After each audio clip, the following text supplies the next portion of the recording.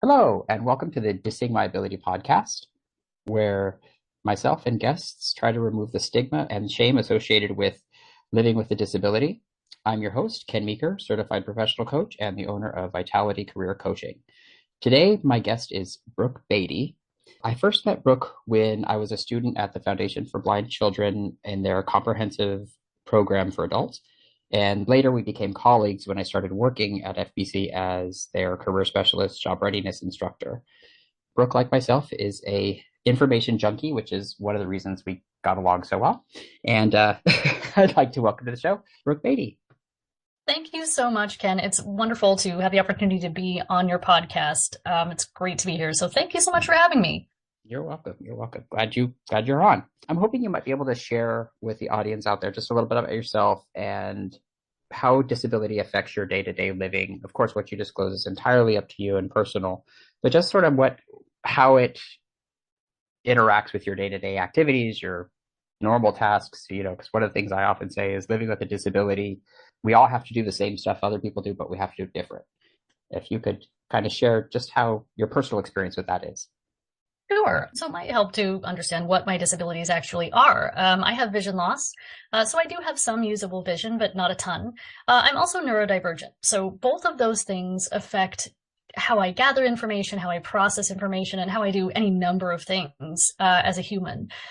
I agree with you that really it's not about what we can and cannot do. It's how we do the things that we do. So, I'm a busy human. I like to try things and do stuff and do all the things. And that means I have to find workarounds for all the things that I need and want to do. And some of those are technical and technological workarounds like assistive technology and adaptive aids, things that are specifically designed to be assistive and supportive to people with disabilities. Some of those are technical things and technologies that they're not designed to be assistive tech, but they can function that way. And then there's things that are, sort of procedural techniques, I guess, for lack of a better way to describe them, things I actually do a little bit differently. And then I would say the fourth category of kind of ways that I work in the world as a person with disabilities is interpersonal communication. Interpersonal communication is a tricky one, especially with a visual impairment, because we miss a lot of visual cues, with body language, all kinds of different things are missed when we can't see them, aside from just running into things and all the other fun stuff that happens. But with regard to interpersonal communication, what are some of the ways that you've adapted to pick up on visual cues and, body language and things like that? What techniques have you adopted that allow you to pick up that nonverbal information, so that I have somebody that I know who is totally blind, and something she and I have talked about is that she often misses certain cues that are nonverbal because she can't see them, and it's taken her 20 plus years to adapt to that. What have you sort of adapted yourself to fit in a world where a lot of things are nonverbal, a lot of communication is? I'm so glad you're asking this question because it's the kind of thing that people don't necessarily think of as a thing we would do differently as people with vision loss. They think about things like, how do you go places and do stuff, or do you even go places and do stuff? They don't always think about the ways in which communication is impacted by vision loss. I do a lot of different things. The first thing is really just being aware that I might be missing out on information. That is not something I woke up with. That's something I had to learn through a lot of trial and lots of error, and be told explicitly as a kid, these are the things that other people are expressing. Or, a silence can mean a lot of things.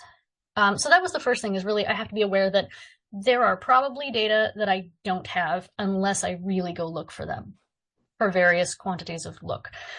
So if there is a silence, I need to think about what could that possibly mean. It could mean the person I'm talking to just glanced at their phone really quickly, or zoned out for a second, or is taking a moment to think about what they're saying.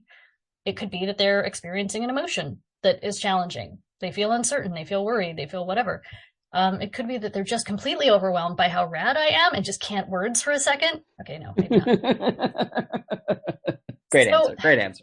I think of it like this, right? I know I'm missing some information. And so when that occurs, I visualize it as like, here's this potential cloud of little data points, little variables that could explain the silence or that could be connected to that missing information.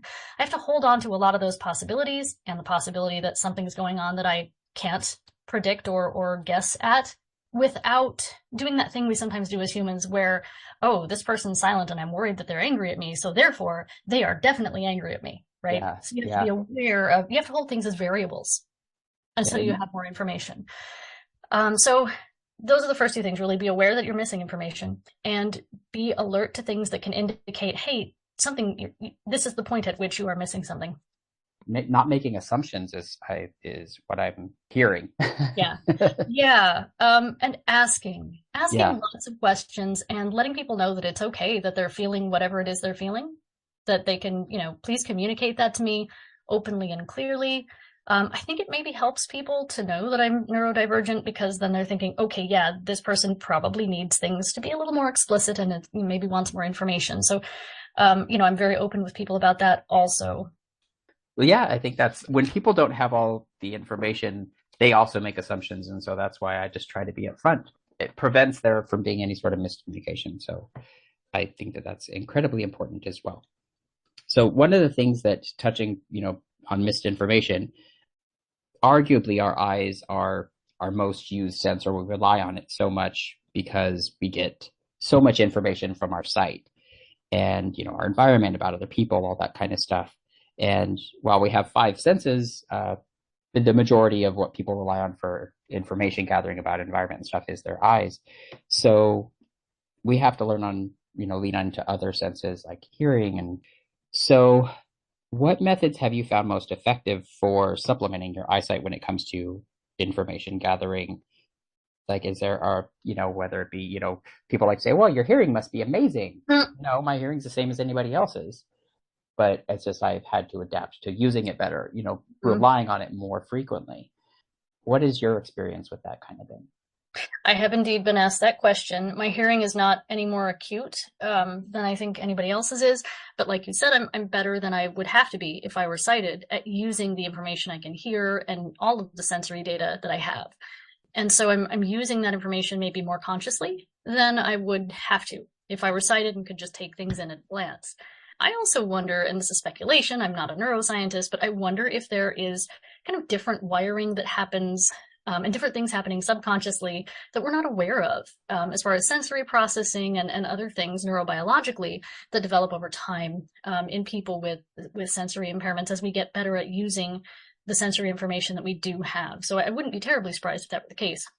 So as for things that I actually do differently, I listen hard to tone of voice and word choice, but I also have to keep in mind that I don't always know what something means. I can observe, a thing has occurred, but I don't necessarily know what it means. Mm-hmm. And having kind of a baseline with the people in my life, knowing how they normally sound or sound under various circumstances, that helps. Because then when somebody is feeling stressed out, I can hear that something's different in their voice. And then I can, talk with them about it if that's appropriate, ask them questions and be there for them. I mean, the thing is, like, I love people, and it's really important to me that people feel safe and that they know that their thoughts and feelings and needs and wants matter.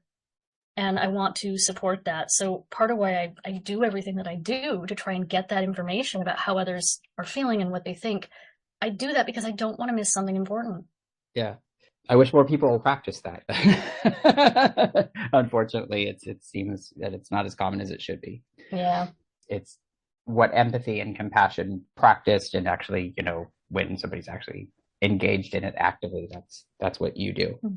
And so one thing that I think we both agree on is the world's not designed for people that have a disability. I think that, those of us that are differently able, we have to adapt to the world we live in. It would be nice if the world would shift to our, what we need, but that's just not practical.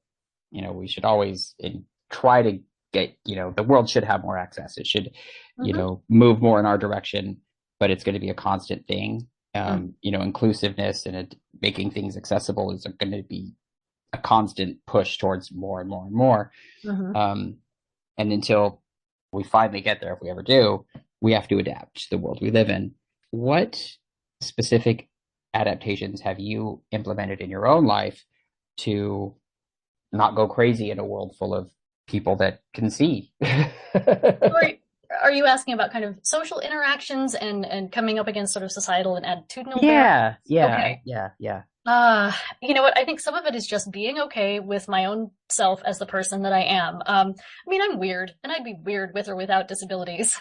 And I'm 100% fine with that.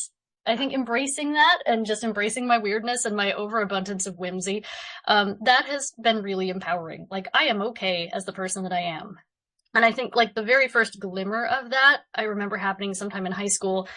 I went through a phase where I felt very self-conscious about the way my eyes look, and I was not comfortable using a cane, and so I was just kind of trying to muddle through. And I had been wearing these tinted glasses, which were just the ones I were wearing and the way I was working, it just not cute, not my cutest look. I have to be honest, it was not my best look. And I think that because I was wearing them to try to hide something about myself. And one day halfway through high school, after I had kind of started to find myself and find some good friends and get involved in extracurriculars, I realized I didn't want to have to wear the glasses anymore. They didn't have any prescription. By the way, they did not function in any way.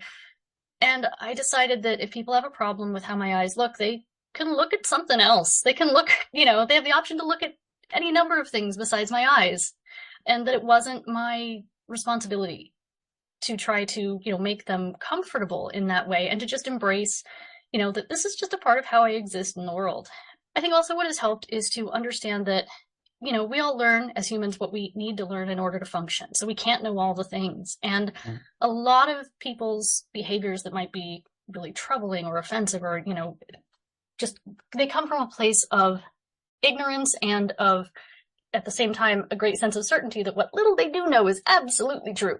Mm-hmm. So if they know 3 things about someone with vision loss, there are folks who believe that those 3 things are absolutely true. And then they meet somebody with vision loss and their mind is blown, or they have kind of a meltdown because they really can't reconcile the real human they've just met with their narrow view of disability. Mm-hmm. So really, that has helped me a lot to understand, okay, folks are often coming from an area of lack of knowledge and experience, and if they're willing to learn and willing to make space for, for new information and for other people, that's awesome. I'm super excited about that. I would so much rather somebody, start a conversation and maybe say something a little awkward, and then we can kind of move on from there as they learn and as I learn them, than to have someone assume, oh gosh, I can't talk to that person. They have a disability, right? Yeah. Yeah. Living authentically matters a lot. And when we can find the courage to do it and we accept ourselves for who we are, I think generally we're a lot happier. Yeah, we really are. We have to live with ourselves all the time. I know. Be okay with ourselves. Yeah. And embracing, where nobody's perfect, including, ourselves. And I think something that I mention to people often is we all have limitations, and a lot of them are not even necessarily based on disability. Mm-hmm. I will never be a basketball star. And it has nothing to do with my eyesight. And, we all have limitations. And when we can accept that, like, you know what, I'm not going to be an astronaut either. And again, it has nothing to do with my sight. There's, we all have things we're good at and we're not good at. And sometimes we have additional challenges, and accepting that it's our reality allows you to move forward. I'm not a fan of saying get over something, because I don't think we get over it, but we move through it and we get to the other side. Yeah. And so, one thing that I really I've been dying to talk about, because I had an experience yesterday that is something I know that you can relate to because we've talked about it before, is the joy of ride sharing. So I'll tell you what happened to me yesterday, and then we could talk about that. So yesterday I had to go to the grocery store. I was getting just a few things for dinner. I had 2 grocery bags. I was about a 10-minute drive from where I live. And I ordered my ride share. It was going to be 14 minutes till my pickup. And then when the driver was 5 minutes away, they canceled. Then the next driver was 12 minutes away. Then that driver canceled. And then the third driver canceled. And so after 4 attempts, I finally got somebody to pick me up after I'd been waiting outside for over a half hour. Oh, wow. Arizona summer, it's still hot here during the day. And so by the time I got home, I was not in a happy place. And I'm pretty well adjusted. This kind of stuff that happens. I know it's going to happen. But when it happens, it still gets to you. It's still frustrating. It's still, still pissed me off yesterday, even though I had no control over it, because I just wanted to get home and make dinner. Mm-hmm. And I wasted over a half hour time just waiting to get picked up. And I think that's a significant adjustment. I think not enough people that, unless that's their experience, don't realize that everything takes longer. Everything costs more money. Mm-hmm. And that's something that is permanent. That's never going to go away. So how do you handle and manage that when your ride cancels on you a few times and you're standing there waiting to get picked up? Well, I let myself feel my frustration. I'm not going to, pitch a fit about it there and externalize that or dump that on other people. But, Yeah. I let myself process it and go, it's okay that I'm frustrated by this. Of course, this is frustrating. So that's a big part of it, like allowing space for that. Like, yeah, my feelings are legit.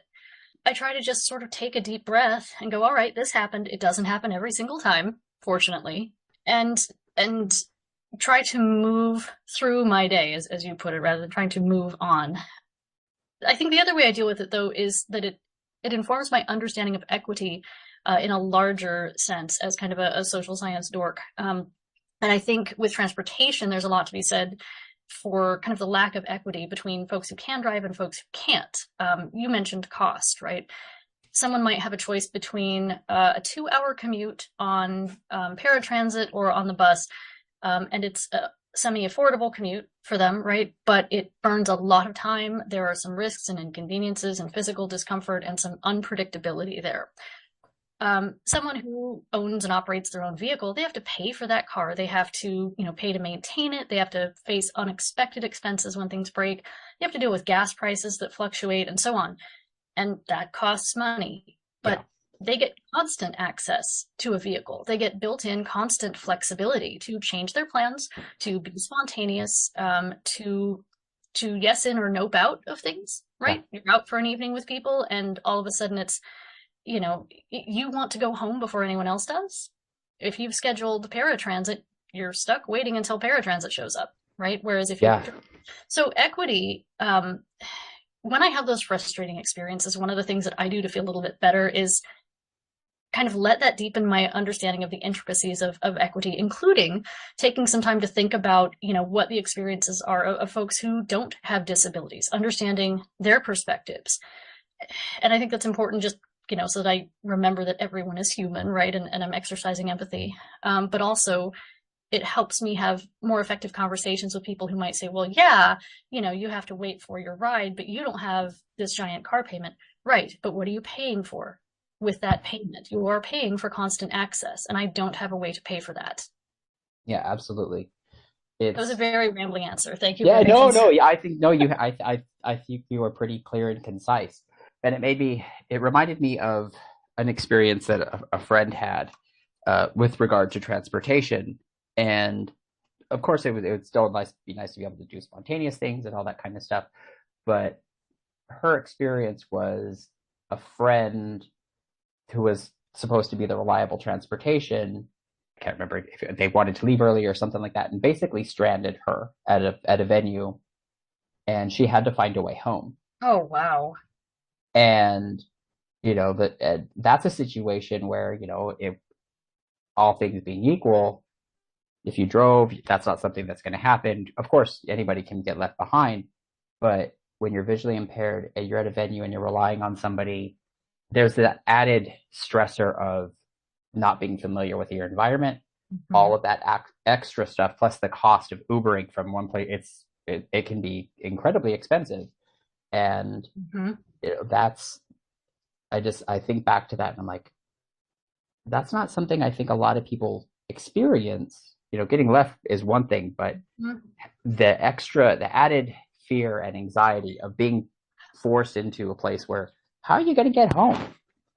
Yes. And our physical safety is put at risk in those situations. We face risks as people with disabilities that we would not face if we did not have disabilities. Yeah.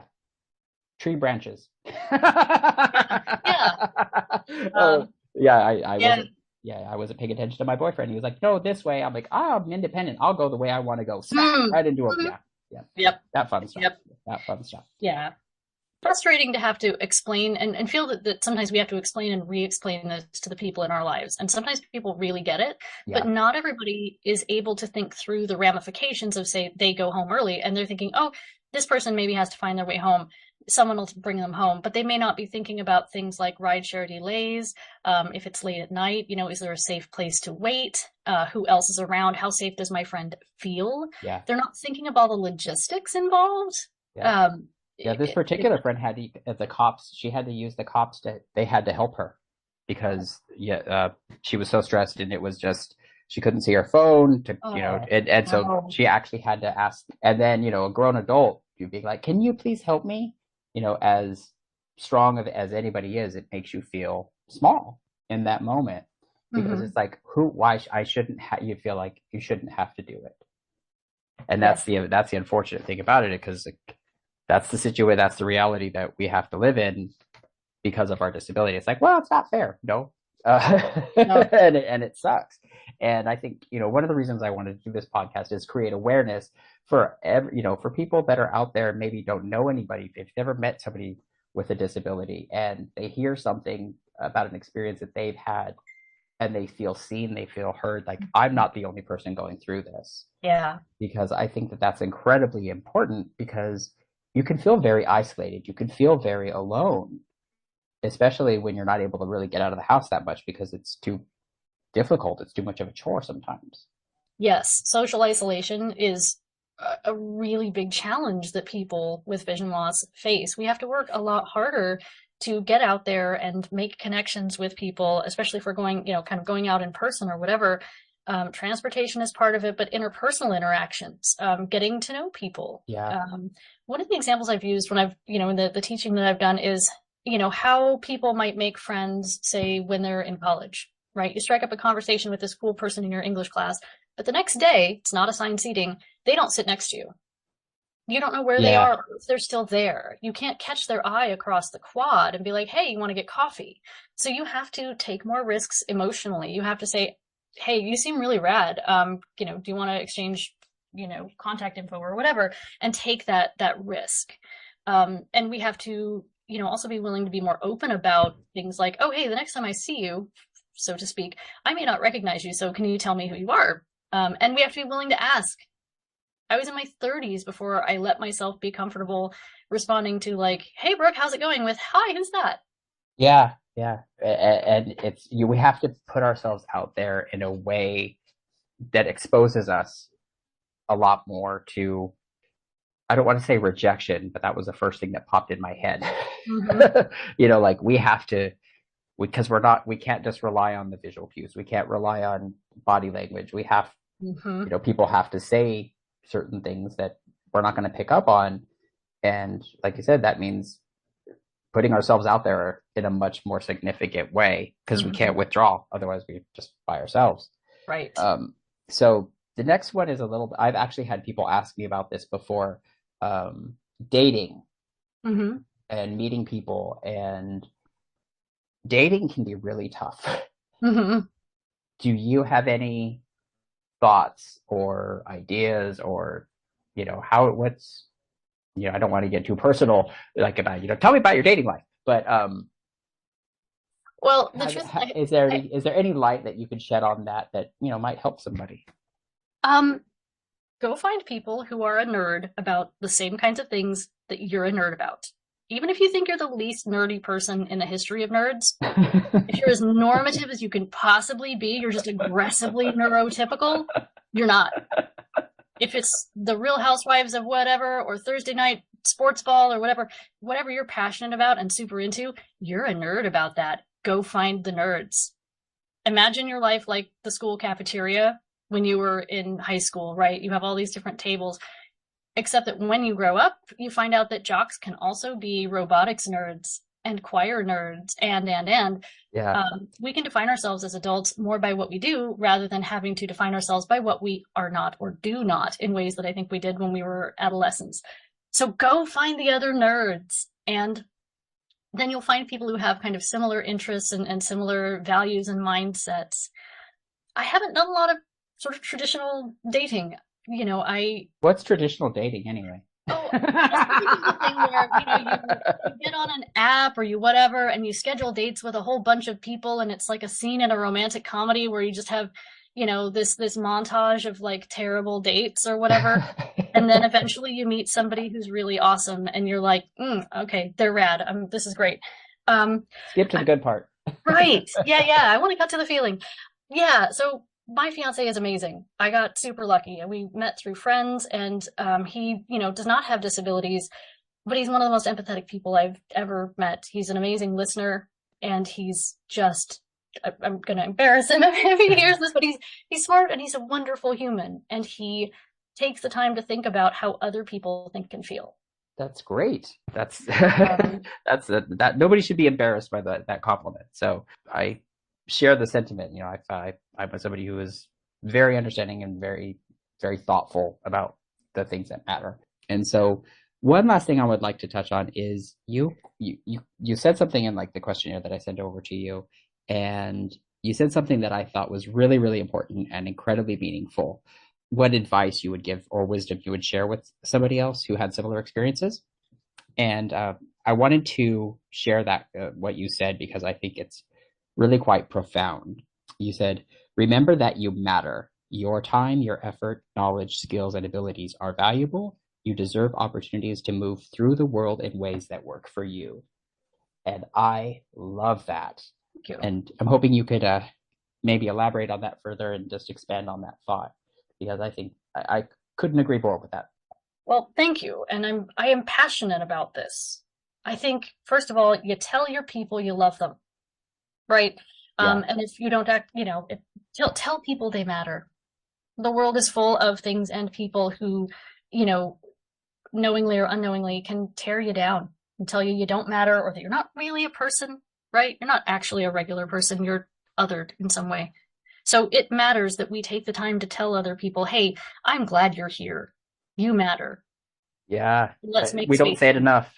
Yeah. We don't say that enough. I wholeheartedly agree. And it's, I was out of town this last weekend visiting some cousins who I hadn't seen in a while. And it was so touching because we never know the impact we have on other people, even if it's family and we love them and we're close to them.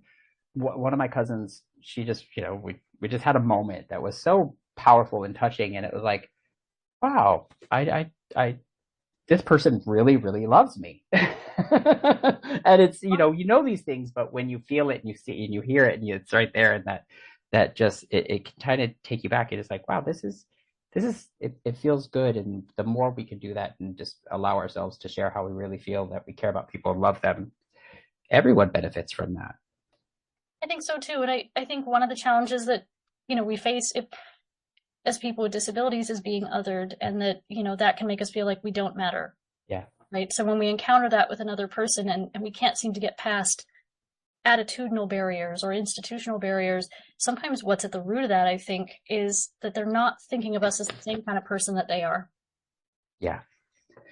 Yeah. That there were, 2/3 of a person or whatever, instead of they don't see the whole person. And that's why I think it's important to live authentically, because if you live authentically, they can't do that to you.